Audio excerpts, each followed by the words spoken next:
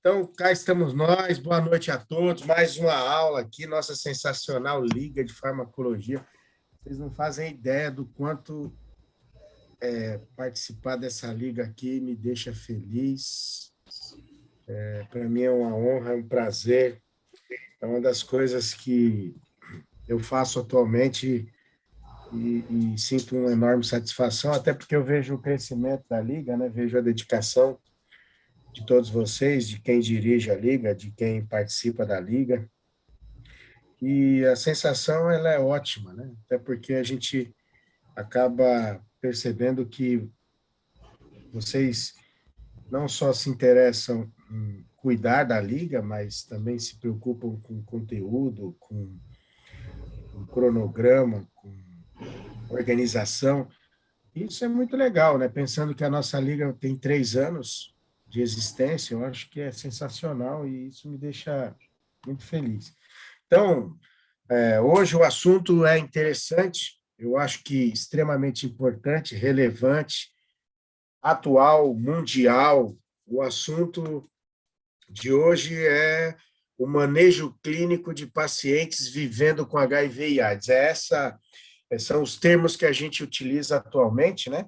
Até porque vale a pena lembrar que tem paciente que vive com HIV, mas não vive com AIDS, porque nunca manifestou sinais e sintomas, ou então porque ele faz o tratamento ao fazer o tratamento, ele acaba mantendo a quantidade de cópias virais muito baixa, para alguns laboratórios abaixo de 20, para outros abaixo de 50, e o critério que a gente utiliza é que quando a gente tem um paciente com esses níveis de cópia, a gente usa o termo que esse paciente ele está sem uma carga viral que gere problemas para si e para, inclusive, companheiros e pessoas com as quais essas pessoas acabem tendo relações sexuais, etc, etc. Tá? Então, Sandrão, vamos começar. desculpa te Oi? interromper, é só que acho que não tá passando os slides. Ah, então, vê se passou, eu vou passar agora. Não tá apresentando pra gente. Tem que É, só colocar a tela cheia. Então, peraí, sabe lá Deus, isso é um enigma. Deixa eu ver se vai agora, vê se eu vou aqui mudar e vejam se vai. Aê, foi. Fechou. Oi? Foi. Muito Obrigada, bem, Sandro. então vamos lá. Vamos começar, vamos... Então vamos lá. Para a gente começar a discutir esse assunto, é importante que a gente entenda que a AIDS é uma pandemia e no mundo a gente tem uma quantidade absurda de pacientes que vivem com HIV e que também acabam tendo AIDS, né? Um histórico aqui, rapidamente, de forma mais resumida, existem mais detalhes, mas vamos aos eventos principais. Os primeiros casos de fato relatado que levantaram a problemática, eles começam ali por volta dos anos de 1980,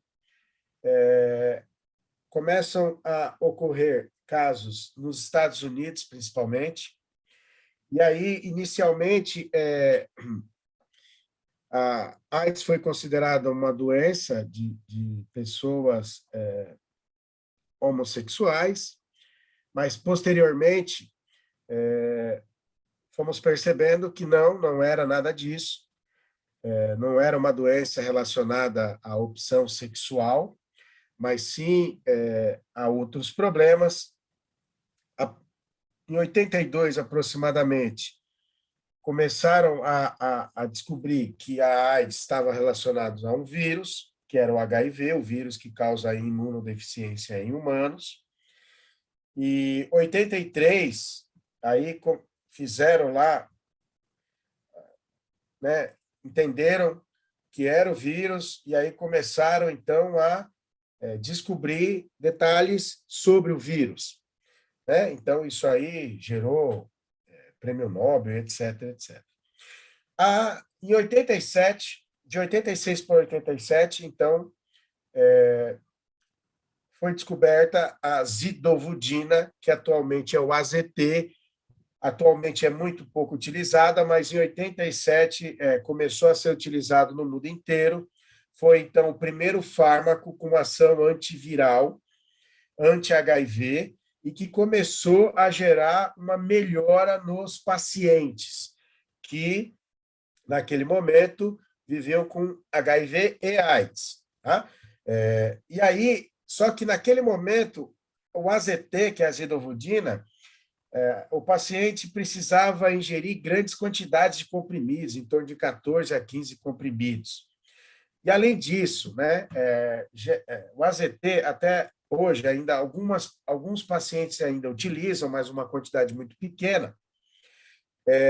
Pacientes que usam o AZT acabam apresentando uma série de reações adversas. Então, isso dificulta muito a adesão. Por isso que, atualmente, a quantidade de pacientes que recebem prescrição de AZT ela é muito pequena, a quantidade é muito ínfima, tá bom? Ainda tem pacientes que utilizam, mas hoje é uma minoria, assim, uma quantidade muito pequena. E aí, após a descoberta do AZT, nós fomos tendo avanços. E aí, depois do AZT, a gente teve o lançamento e a descoberta de outros fármacos. E esses fármacos, em geral, eles apresentavam um mecanismo de ação, né, que é ainda muito explorado, é um dos principais, que é a inibição da enzima transcriptase reversa. E, a partir daí, a gente teve lançamento de mais e mais fármacos, e, atualmente, o paciente que faz o tratamento de forma correta, que adere ao tratamento, ele tem ele vive com HIV, mas ele tem uma perspectiva de vida que é semelhante à das pessoas que não têm infecção por HIV.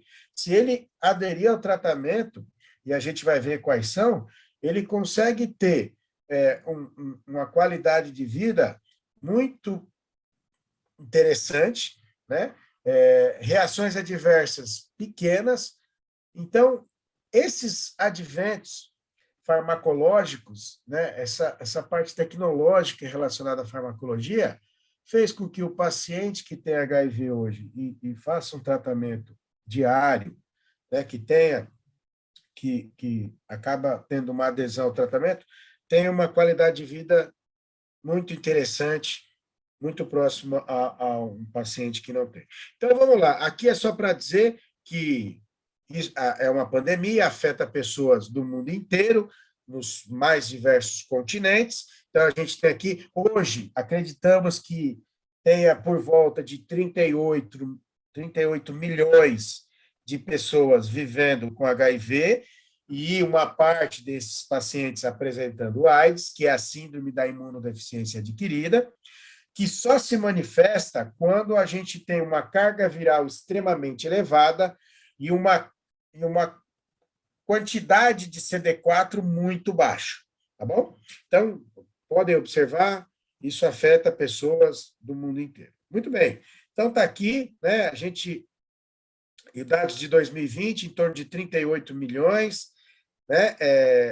Aqui é para dizer que ainda há um número muito grande de pessoas que acabam adquirindo, contraindo o HIV. No Brasil, os dados mostram que esse número está por volta de 30 a 40 mil pessoas sendo contaminadas com HIV por ano no Brasil, né? No mundo, esse número é muito maior. A gente tem aí em torno de 27% das pessoas que estão infectadas com HIV sem acesso a tratamento, né? Sem o tratamento, a pessoa acaba tendo uma carga viral muito alta, e essa carga viral muito alta faz com que essa pessoa acabe transmitindo o HIV para outras pessoas, e aí isso vai gerando um ciclo vicioso e problemático. né? Aqui, isso é para mostrar que isso gera um custo, né, para o sistema econômico, mas um custo em que sentido? O paciente com HIV, quando é tratado, é um paciente produtivo, é um paciente que consegue trabalhar, consegue estudar, né? Ele consegue ter uma rotina de vida muito semelhante, né, a dos demais. Então, ele é produtivo. Quando não tem diagnóstico, não tem tratamento, isso acaba mudando substancialmente. Aqui, para dizer que já testaram algumas vacinas para o tratamento de HIV, mas, infelizmente, até o momento, as vacinas não se mostraram eficientes. E a gente atribui isso à grande quantidade de tipos do HIV, né, e de subtipos. Então, o HIV ele acaba tendo, ele apresenta muitas mutações, e essa quantidade absurda de mutações acaba dificultando a produção de uma vacina que seja efetiva. O que é diferente, por exemplo, do SARS-CoV-2, da Covid, onde a gente já tem, num tempo muito curto, a gente já tem uma quantidade de vacinas relativamente alta, num período aí de 2 anos e meio, enquanto que o HIV, a gente está falando aí em torno de 42 anos, né, e ainda não temos uma vacina efetiva. Aqui é para mostrar o seguinte, aqui é para mostrar que a gente tem aqui, ó, são dados de 1990 a 2020, né? O quanto de pessoas ainda morrem, né, por causa de infecção de HIV, AIDS, né? Então, a gente tem aqui, ó, em 1990, a gente teve um aumento substancial aqui, ó, até por volta dos anos 2000, e a partir dos anos 2005, aproximadamente, a gente tem uma queda substancial do número de mortes, né? Isso aqui vai até 2020, que diminuiu bastante quando comparado ao auge aqui do número de óbitos, né? Mas, mesmo assim, ainda é um número bastante elevado de mortes por ano, né? E a ideia é que a gente consiga diminuir esse número para, né, ainda muito de forma significativa para que a gente tenha um número cada vez menor até que a gente consiga chegar a um número considerado aí pelo menos aceitável, não que a morte de alguém seja aceitável, mas a gente entende que isso, na melhor das hipóteses, vai se tornar uma endemia, mas já é algo que é muito melhor do que quando a gente compara com o número de mortes aqui, que ainda é extremamente alto, mas já melhorou bastante. Aqui é para a gente dar uma olhada rapidamente, né, na linha do tempo relacionada a HIV e AIDS. Então, aqui na década de 80, 81, a gente começou a ter os primeiros casos, né, de morte. Além disso, a gente começou a perceber que alguns pacientes jovens começaram a apresentar alguns tipos de câncer, geralmente raros em pessoas jovens, começaram a apresentar muitas infecções, por exemplo, infecção pulmonar por pneumocisto, né? E aí isso não é comum, algumas doenças oportunistas, né? Que geralmente acometem pacientes que estão com HIV e AIDS, né? E aí você tem uma contagem de CD4 abaixo de 200 células, e essa quantidade extremamente baixa de CD4 está relacionada a uma quantidade viral elevada, e isso leva ao surgimento de doenças oportunistas, e é justamente quando você tem um número de linfócitos TCD4 abaixo de 200 células, é aí que o paciente desenvolve a AIDS, que é a síndrome da imunodeficiência adquirida. Então, aqui em 82, né, acaba sendo dado o nome AIDS, que é a síndrome da imunodeficiência adquirida porque existe uma que é congênita. Aqui, por volta de 84, 83, a gente tem a identificação do vírus, do HIV, né? Descobre, então, que o HIV é a causa da AIDS, né? E aí a gente tem aqui, 85, a gente começa a ter o desenvolvimento de testes, e aqui, em 87, como eu falei, a introdução do AZT, da zidovudina, né? Que é um inibidor de transcriptase reversa, que é uma enzima característica dos retrovírus, que é o caso do HIV. Retrovírus são vírus que têm o material genético RNA, e, além disso, tem enzima transcriptase reversa, e, a partir do RNA, consegue produzir cópias de DNA. Aqui a gente tem, em 1990, a gente tem aqui, 8 milhões de pessoas com HIV no mundo. A gente tem aqui, em 1994, né, um marco, porque a gente começa a tratar aí crianças com HIV. Aí, em 1996, a gente começa a ter, então, a combinação, né, de antirretrovirais, a gente começa a ter o surgimento dos inibidores de protease, Aqui a gente vai ver, a gente tem alguns fármacos importantes, né, inibidores de protease. A gente tem aí ritonavir, a gente tem darunavir, a gente tem atazanavir. Aí, aqui, em 97, a gente começa a tratar as pessoas com aquilo que popularmente é chamado de coquetel, e a gente chama de um tratamento combinado, né? Mas, de qualquer forma, a gente já tem uma quantidade em torno de 22 milhões de pessoas vivendo com HIV. Então, você vê que em 7 anos pulou de 8 milhões para 22 milhões, então praticamente triplicou, né?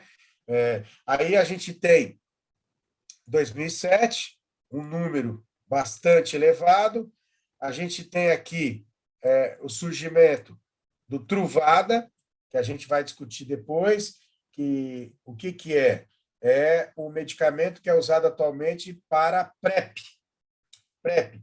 Então, é uma associação, é uma combinação que a gente já vai discutir aqui de fármacos que hoje se utiliza para diminuir o risco de pessoas contraírem HIV. Tá? Então, isso é interessante. A gente colocou aqui no nosso Sistema Único de Saúde no ano de 2018, tá bom? Então, foi importante.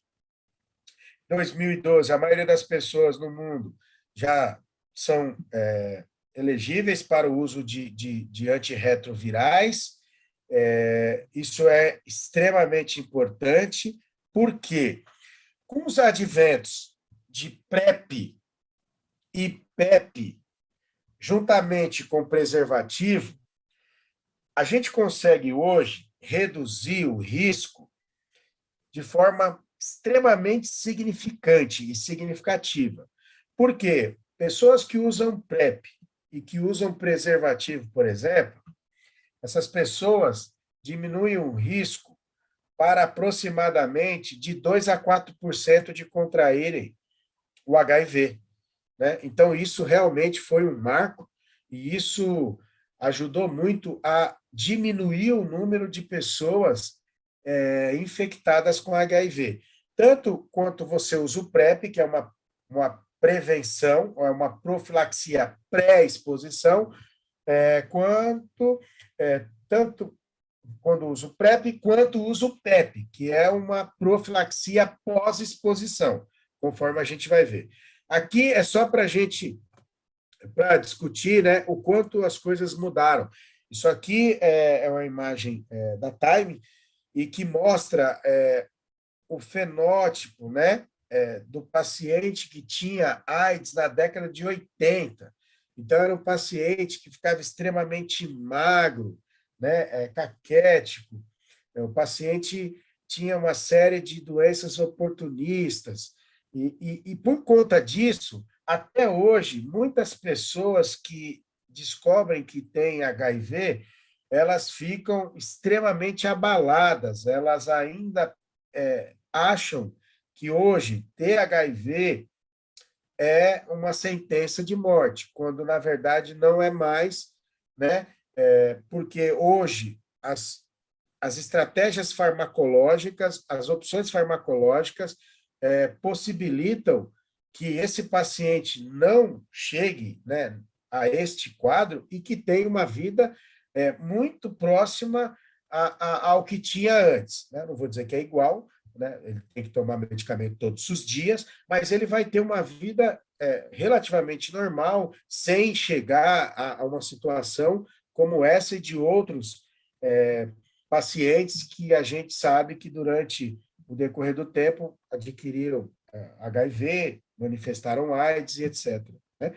Aqui é para dizer o seguinte, né?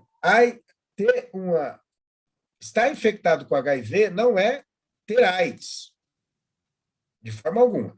Então, o paciente, claro, ele adquire, ele acaba contraindo o vírus, o HIV, e aí, até fazer o diagnóstico, sim, ele começa a apresentar sinais e sintomas de imunodeficiência. Então, esse paciente, né, após um certo período, né, de latência, ele vai manifestar a síndrome de imunodeficiência adquirida.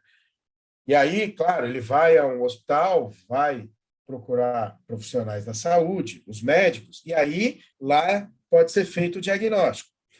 Depois do diagnóstico, iniciando o tratamento, atualmente, a gente, em geral, o paciente, num tempo aí de até 6 meses, ele deixa de ter AIDS e simplesmente passa a viver com o HIV. Né? Então, lembrando que o HIV é o vírus, né? É um vírus que acaba prejudicando o funcionamento do sistema imunológico, tanto células linfócito T CD4, mas também células natural killer e algumas outras células, e aí acaba levando a AIDS, mas depois do tratamento, né, esse paciente volta a ter uma atividade relativamente normal do sistema imunológico, e aí ele deixa de ter AIDS, e aí ele vive só com HIV. E a ideia, o objetivo que a gente busca hoje é que, após 6 meses de tratamento, esse paciente se apresente no que a gente chama, né, e que o exame demonstra, de indetectável. O que é um paciente que a gente considera indetectável? Aí vai depender do laboratório, mas se tiver um número de cópias ou abaixo de 50 ou abaixo de 20, a gente considera como indetectável. Por que é tão importante fazer com que esse paciente chegue a uma quantidade de cópias que no exame apareça como indetectável? Porque estudos mostram que pacientes que estão indetectáveis, mesmo quando tem relação sexual com pacientes que não estão infectados com HIV, portanto, não são soropositivos, eles acabam não transmitindo, em geral, né, os estudos mostram isso, que não transmitem para os pacientes para os seus parceiros sexuais. Então, se mantém detectável, é importante tanto para o paciente em si, porque ele mantém o funcionamento do sistema imunológico, né? Ele não vai apresentar AIDS, não vai adquirir infecções oportunistas, e, além disso, ele também não vai infectar, né, os seus parceiros ou parceiras, tá certo? E isso é extremamente relevante, tá? Extremamente relevante. Muito bem. Aqui, né? Como é que ocorre a transmissão do vírus HIV? Bom, a gente tem aí diferentes formas. Primeiro, a gente pode ter por agulha, tá? Ou por material cirúrgico. Por que eu estou falando isso? Porque, assim, ou por administração de substâncias, muitas vezes, né? Administração de determinados tipos de substâncias por via intravenosa, para uso recreacional ou por dependência química, mas, além disso, profissionais da saúde, né, podem ter contato com agulha, com agulha, por exemplo, de seringa, né, isso acontece, infelizmente acontece, é relativamente comum. A pessoa vai fazer a aplicação, né, e aí acaba tendo contato com a agulha. Ou então, por sangue do paciente direto. Como assim? Às vezes vai fazer um acesso arterial e aí pode o sangue do paciente, né, com HIV, pode se dirigir ao profissional e muitas vezes pegar pele ou região de olhos, por exemplo. E aí, nesse caso, né, quando tem contato com a agulha da seringa ou com sangue, aí você usa, né, o que a gente chama de PEP, né? PEP, porque é uma profilaxia pós-exposição, né? Mas a gente vai discutir isso. Então, dessa forma, seringas, agulhas, materiais cirúrgicos, isso é importante, né? Através da gestação, que é o que a gente chama de transmissão vertical, transfusão de sangue, isso hoje caiu bastante, mas na década de 90, muitos pacientes submetidos a grandes cirurgias ou pacientes hemofílicos acabaram contraindo o HIV justamente por transfusão de sangue. Transplante de órgãos, aí pode acontecer, né? E a principal forma, que é manter relação sexual sem preservativos, né? Sem preservativo. E aqui, turma, é importante, né? Muitas vezes, né? A gente que trabalha lá na farmácia da CCDI, da Unifesp, atualmente eu sou o coordenador da farmácia da CCDI, que está relacionada à coordenadoria de controle de doenças infecto-contagiosas, a gente acaba atendendo aos pacientes, né? E muitas vezes a gente percebe algumas perguntas do tipo, olha, a gente precisa isolar garfo, faca, prato, copo para a pessoa? E é claro que a gente diz que não, diz que não. Inclusive, né, lá na equipe a gente tem o Rony, ele é servidor público federal, né? Ele fez farmácia e o Rony atua nessa área há aproximadamente 14 anos, né? E é considerado uma das autoridades lá nessa parte de antirretrovirais, justamente por ter muita experiência, por ler muito sobre o assunto, entender muito sobre o assunto. Então, ele usa um exemplo muito interessante, né, quando ele está explicando para os pacientes. Ele chega e diz o seguinte: olha, você vai a um restaurante ou vai a qualquer lugar, alguém te traz o prato, o garfo e a faca. Você não fica perguntando e você não sabe quem exatamente usou aquilo, e isso não te preocupa. Até porque a transmissão por essa forma, né, não ocorre, né, por insetos, tá? Claro, aqui a questão do beijo, claro, eu estou colocando o beijo, mas claro que eu estou aqui não considerando que haja lesões, né? Lesões na boca de ambos, aí a gente está falando de outras coisas. Mas, em geral, não, o beijo não transmite. Uma roupa de alguém não transmite. Usar um vaso sanitário, mas a pessoa usou, e aí será que não? Né? Pelo amor de Deus, não. Aqui é para a gente mostrar o seguinte, né? É para a gente mostrar o quê? Aqui são entendimento da AIDS pelos números. Então, a gente pega aqui, ó, 2001, aqui 2012, ok? Sei, está um pouco antigo, mas a gente tem os números. Então, quando a gente pega aqui novas infecções, por exemplo, em crianças, o número cai consideravelmente. Por que que cai? Porque, primeiro, hoje, né, quando a mãe faz o pré-natal, ela já recebe o tratamento para que ela se torne, né, o exame dela em relação ao número de cópias de HIV seja indetectável, e se tornando indetectável, o risco dela transmitir isso para o feto, assim, fica muito próximo de zero, né? Além disso, sabendo disso, o médico pode optar por fazer cesariana e não parto normal, né? Outra coisa, pode orientar a mãe, de repente, a não amamentar.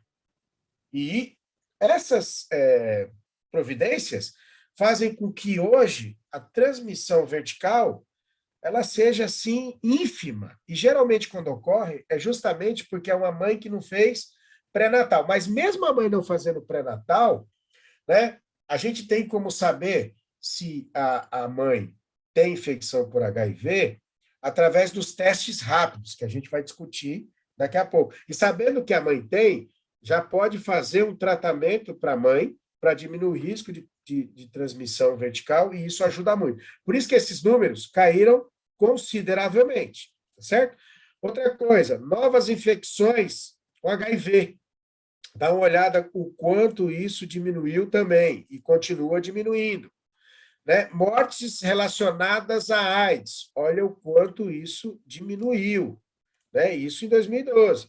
Né? Pessoas tendo acesso ao tratamento. Olha como isso aumentou. Aumentou. Então, o número maior de pessoas tendo acesso a tratamento significa que mais pessoas estão indetectáveis. O número maior de pessoas indetectáveis faz com que esse número acabe não transmitindo, porque a gente tem um ditado que é mais ou menos assim, e isso foi causado pelos estudos, né? Pacientes indetectáveis acabam não transmitindo HIV por relação sexual. Que fique bem claro o que eu estou dizendo. Por relação sexual. Tudo bem? Aqui é o vírus do HIV. Então, o vírus do HIV ele é um retrovírus, o material genético é um RNA, e aqui ele tem algumas proteínas importantes que a gente não vai poder esquecer. Primeiro, a gente tem aqui a glicoproteína 120, que é onde se liga no receptor de linfócito T. A gente tem a glicoproteína 41, que está relacionada, né, que sai aqui da região do vírus e acaba se conectando com a glicoproteína 120. A gente tem aqui o RNA e a gente tem aqui, primeiro, uma enzima extremamente importante que sempre foi o principal alvo farmacológico, que é a transcriptase reversa. Essa é uma enzima que transforma RNA em DNA. Nós temos uma outra enzima extremamente importante que hoje a gente acaba utilizando como alvo, que é a integrase. A gente tem uma outra proteína extremamente importante, que é a P24, você vai entender. A P24 é uma proteína onde que os testes rápidos buscam, tá? E acabam fazendo com que o diagnóstico possa ocorrer de forma mais precoce. E a gente tem também a protease. Então, hoje, quais são os principais alvos farmacológicos? Transcriptase reversa, integrase e protease. E é assim, o paciente que se infectou com HIV, ele começa a ter alguns marcadores importantes que devem ser considerados no momento do diagnóstico, tá? No momento do diagnóstico. Então, desculpa. Então, vamos dar uma olhada aqui, só como é que ocorre, então, a entrada do vírus HIV nas células. Primeiro, eu tenho aqui uma HIV, né, um vírus, e aí esse vírus tem a glicoproteína 120 aqui, que está ligada à glicoproteína 40, conforme a gente comentou aqui, né, 41, tá? E aí se liga, então, a principalmente linfócito T CD4. E aí o que acontece? Após essa ligação, lembrando que essa ligação aqui, essa interação, depende do que nós chamamos de correceptores. Eu estou comentando sobre esses correceptores porque eles hoje, atualmente, eles são muito estudados porque o Timothy Brown, que foi o primeiro paciente na história que teve uma cura clínica considerada do HIV, ele apresentava uma mutação nesse receptor, nesse correceptor CCR5. E isso já gerou algumas estratégias que estão sendo exploradas para buscar a cura da AIDS. Mas, voltando aqui, a glicoproteína 120 se liga ao receptor de linfócito T, CD4. Isso faz com que o vírus possa entrar na célula. Então, há uma ligação. Depois, a gente tem aqui a fusão, né? Aí a gente tem a entrada do vírus dentro da célula. Esse vírus vai sofrer desnudamento, e o desnudamento vai levar à liberação do material genético, que é o RNA viral, dentro do citoplasma da célula. Esse RNA ele acaba sendo transformado em moléculas de DNA a partir da ação da transcriptase reversa. Esse DNA viral ele é inserido, ele é integrado ao DNA da célula através da integrase, e a partir daí ele pode ser expresso, certo?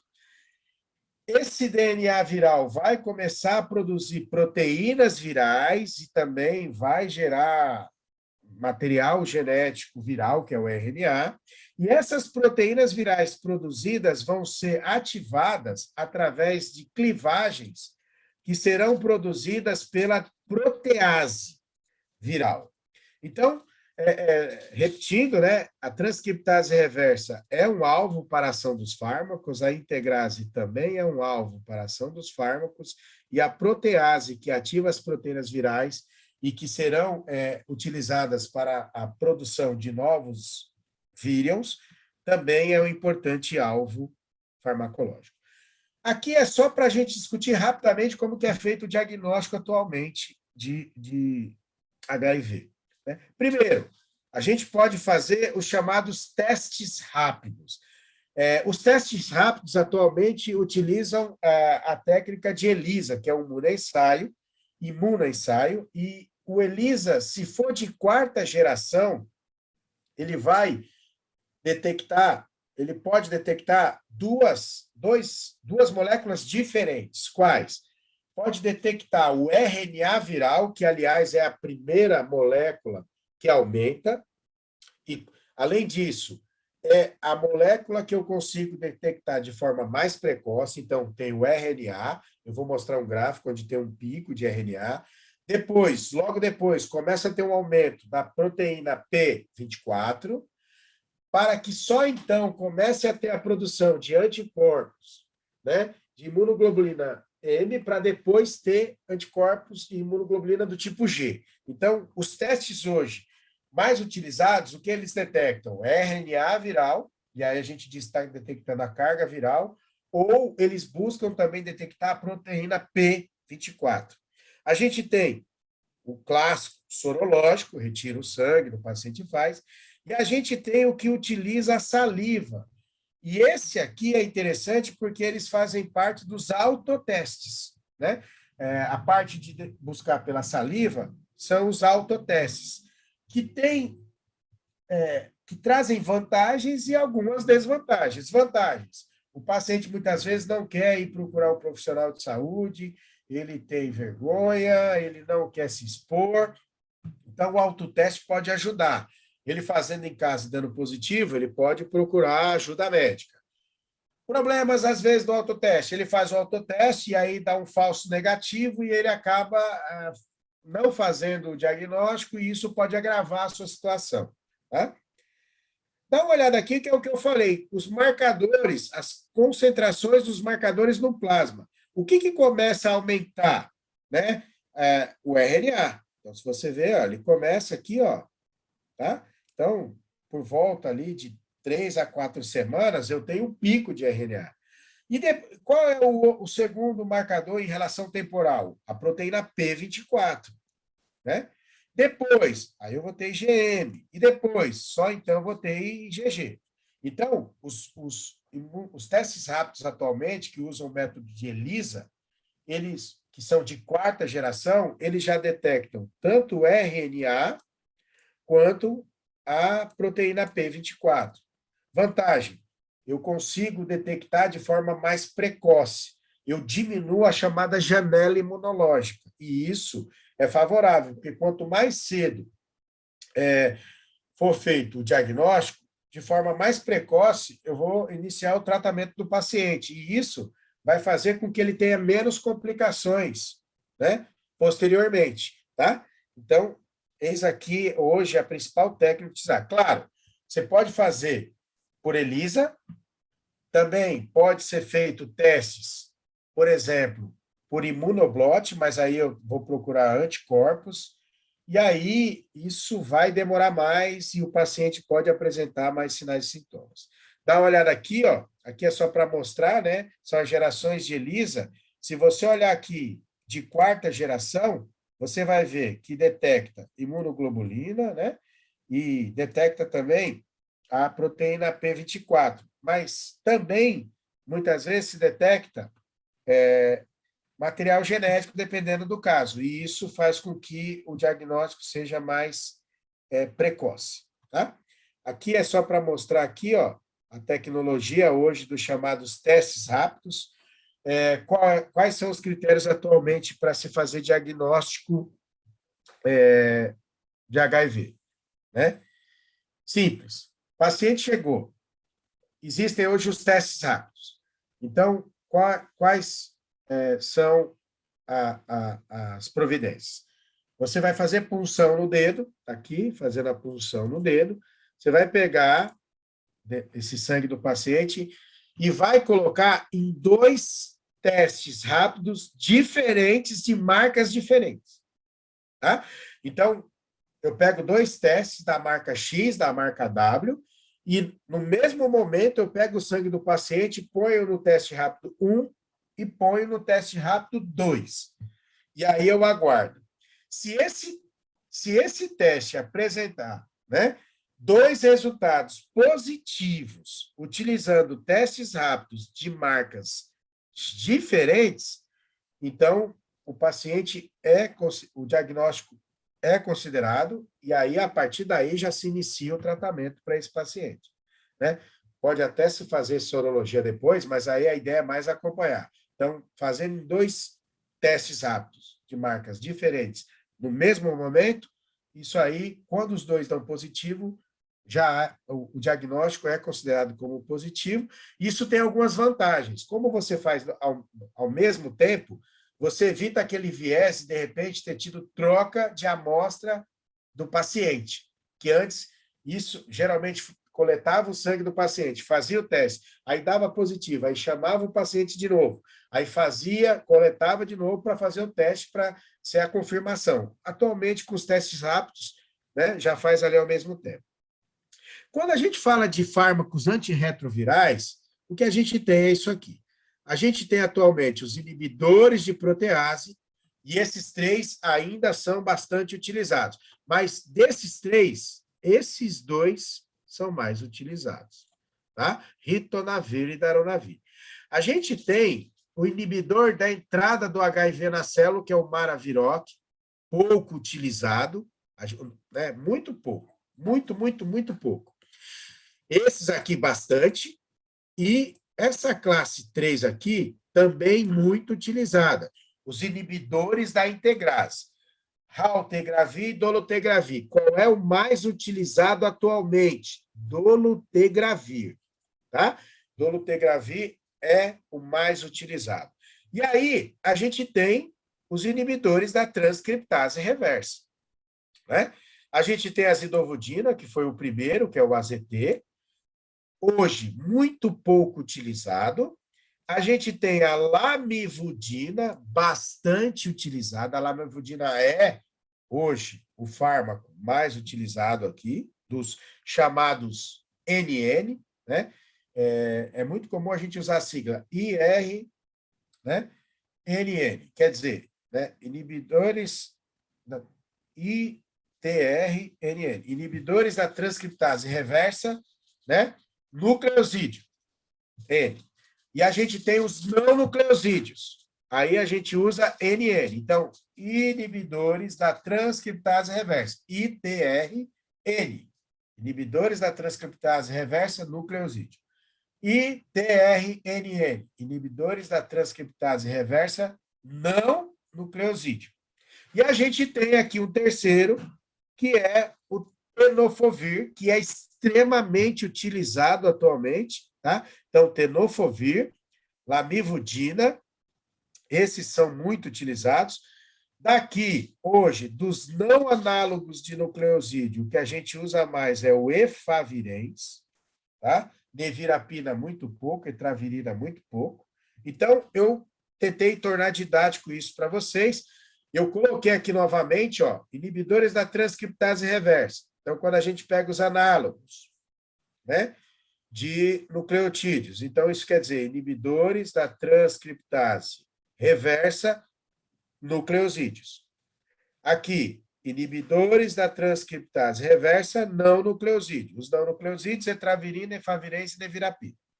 E os inibidores análogos de nucleosídeo. Tem zidovudina, muito pouco, a gente usa muito pouco, mas ainda usa. Lamivudina, entricitabina, certo? Quando a gente vai para os inibidores de protease, a gente usa mais ritonavir, darunavir e atazanavir.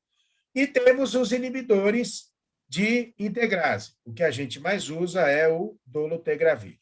Então, dê uma olhada aqui para a gente falar de uma coisa importante, que é o PrEP. O que quer dizer PrEP? Profilaxia pré-exposição. Profilaxia pré-exposição. Professor, não entendi. Tá, vou te explicar. Então, está aqui ó, o que a gente usa. E o mundo usa.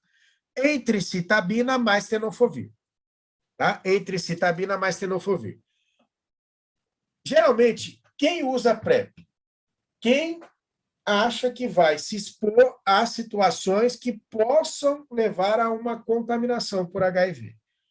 E, ó, claro, em geral, todas as pessoas podem ter um maior ou menor grau. Mas, assim, existem alguns grupos considerados vulneráveis. Isso não quer dizer que os demais grupos de pessoas, as demais pessoas não sejam contaminadas com HIV. Não, mas é que o Ministério da Saúde considera alguns grupos mais vulneráveis. Por exemplo, os HSH, que são homens que fazem sexo com homens, né? Pessoas trans, profissionais do sexo, certo? Mas é claro que você poderia perguntar, professor, pessoas que solteiras, sexualmente ativas, também são? Sim, também são, né? Isso não quer dizer que só essas pessoas ou esses grupos acabem se colocando em risco, mas o PrEP tem grupos que são considerados mais vulneráveis. Então, qual é a ideia? A ideia é prevenir. Geralmente, como é que funciona? Vai ao médico e diz, olha, eu sou uma pessoa que me considero em risco em relação à aquisição de ter uma infecção por HIV. Aí o médico vai fazer uma série de perguntas e vai prescrever o PrEP, que é a entricitabina mais tenofovir. Geralmente, né, o paciente vai receber e ele vai lá retirar com a gente 4 frascos. E aí ele usa os 4 frascos, depois, caso ele queira reutilizar novamente, vai ao médico. Por que tem que ir ao médico? Simples. Porque, por exemplo, o PrEP tem tenofovir. Tenofovir pode causar problemas renais ou problemas ósseos.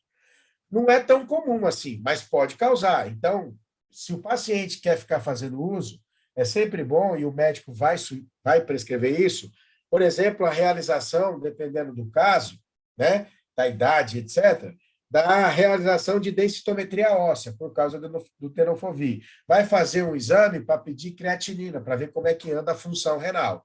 Tá? Então, é isso. Está aqui, ó, o PrEP. Ó, entricitabina mais tenofovir. 200 miligramas de entricitabina mais tenofovir. Posologia, 1 ao dia. 1 ao dia. Lembrando que entricitabina é um inibidor de transcriptase reversa análogo de nucleosídeo e o tenofovir é um inibidor de transcriptase, mas é um nucleotídeo, ok? Muito bem, dá uma olhada aqui, ó, como isso ajudou, né? Aqui a gente tem aqui ó, uma linha do tempo em relação, por exemplo, aos resultados obtidos com o tratamento que inibe, né, que é profilático em relação à pré-exposição, tá? Então a gente tem aqui, ó, vários, né? Por exemplo, pacientes que fizeram uso com parceiro, né? Tomaram isso e acabaram tendo relações. O que essa linha do tempo mostra? Que com o uso do PrEP, houve uma queda significativa. Então, em geral, a pessoa que usa o PrEP atualmente, ela tem uma porcentagem de proteção em torno de 98%, ou seja, ela tem um risco de contrair o HIV em torno de 2%. Se associar o uso do PrEP junto com preservativo, esse risco ele fica ali praticamente em torno de zero. Não é igual a zero, mas fica muito próximo de zero. Ou seja, o risco de adquirir o HIV, de se contaminar com HIV, é extremamente baixo. Por outro lado, a gente tem o PEP.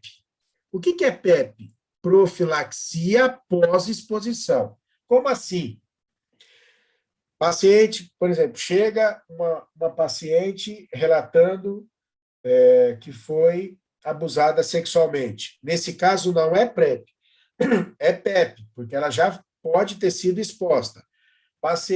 Profissional da saúde que acabou tendo contato com uma agulha que utilizou, por exemplo, para administrar um medicamento injetável num paciente que tem HIV, PEP. Por exemplo, a pessoa que foi ter relação com alguém, né, o preservativo rompeu e aí, na dúvida, é PEP. E o PEP, na verdade, é o seguinte, há alguns critérios aqui importantes. Não há, claro, esses critérios não existem para a retirada do PrEP, mas existem para a retirada do PEP. Primeiro, o evento tem que ter ocorrido em até, no máximo, 72 horas. Se o evento ocorreu, né, por exemplo, 4 dias, já não tem mais o que fazer, não dá. Por quê? Porque o PEP funciona se for até 72 horas. Depois disso, a gente considera que o PEP não vai ajudar bastante. Começar a tomar o mais rápido possível. O mais rápido possível. Claro, tem que ter notificação, vai ter que ter um registro, vai ter que preencher formulário. Por quê?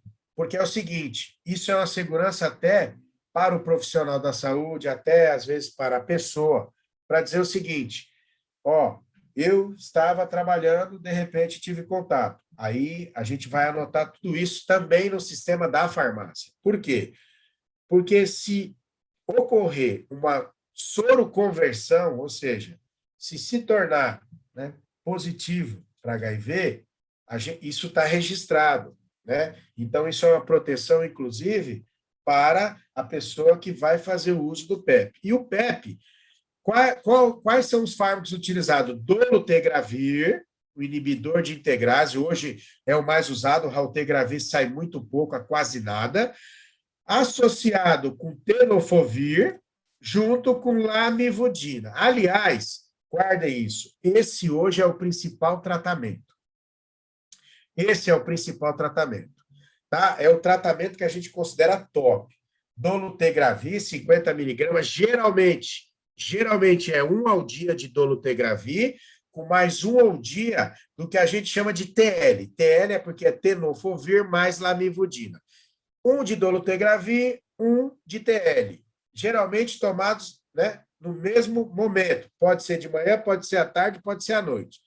Geralmente, muitos pacientes tomam à noite, até porque tomam e vão dormir e não há problema nenhum, né? E quantos dias a pessoa que vai usar o PEP deve usar? Né? 28 dias. 28 dias. Mas tem pessoas que falam, não, eu vou tomar uns 30, porque tem 30 num pote, 30 no outro, eu vou tomar o 30. Mas, pelo menos, tomar 28 dias. Tá certo?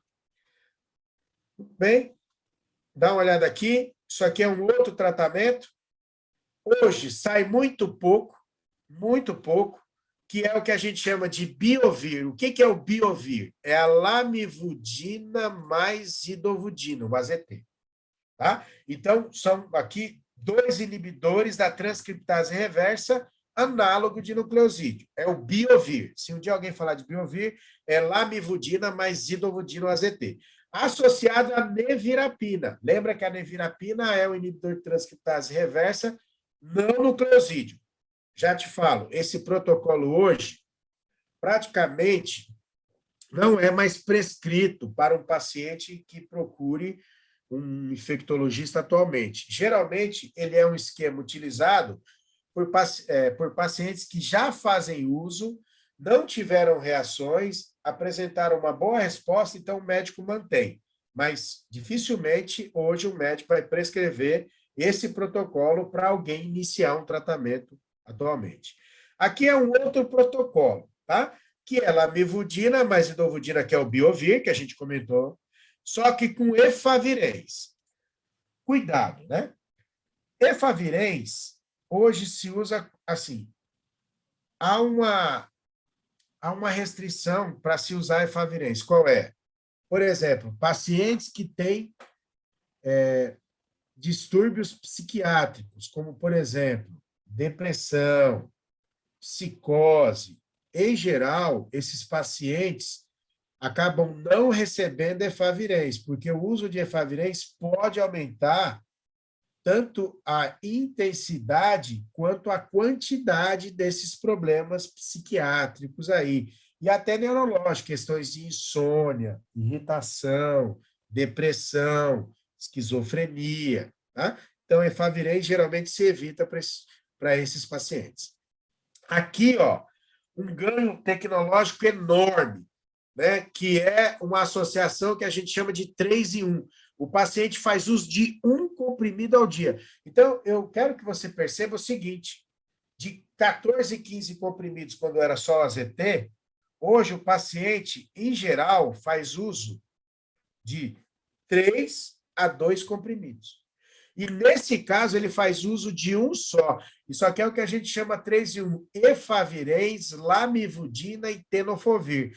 Então, a gente associa um inibidor de transcriptase reversa não nucleosídeo, que é o efavirenz, a gente associa com um nucleosídeo, que é a lamivudina, e a gente associa com um nucleotídeo, que é o tenofovir. Problemas para usar essa associação de 3 em 1. Problemas psicológicos, por causa do efavirenz, ou problemas ósseo e ou renal, porque o tenofovir pode gerar problemas ósseos e renais. Dá uma olhada aqui, ó, um protocolo que também não é muito comum. O paciente, para fazer uso desse protocolo, em geral, está relacionado a uma resistência do HIV, né? Geralmente, os tratamentos hoje mais usados, dolutegravir com lamivudina ou dolutegravir, lamivudina e tenofovir.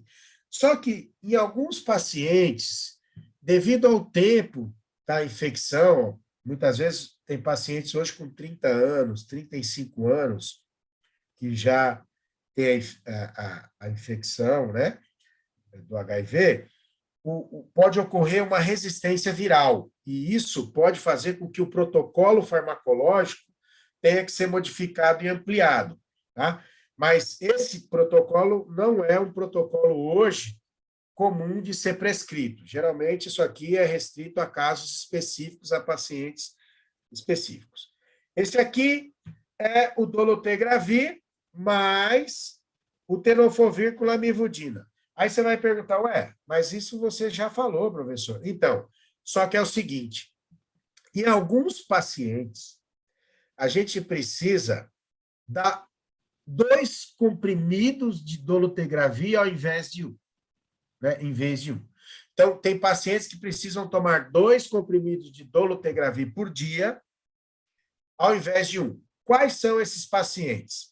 São pacientes que fazem uso de fenitoína, de carbamazepina, de fenobarbital, ou seja, que tem epilepsia, ou pacientes que fazem uso de rifampicina devido a uma co-infecção com tuberculose. Então, se o paciente faz uso de rifampicina, carbamazepina, fenitoína, fenobarbital, a dose de dolutegravir precisa ser dobrada, porque esses pacientes apresentam indução enzimática de enzimas hepáticas.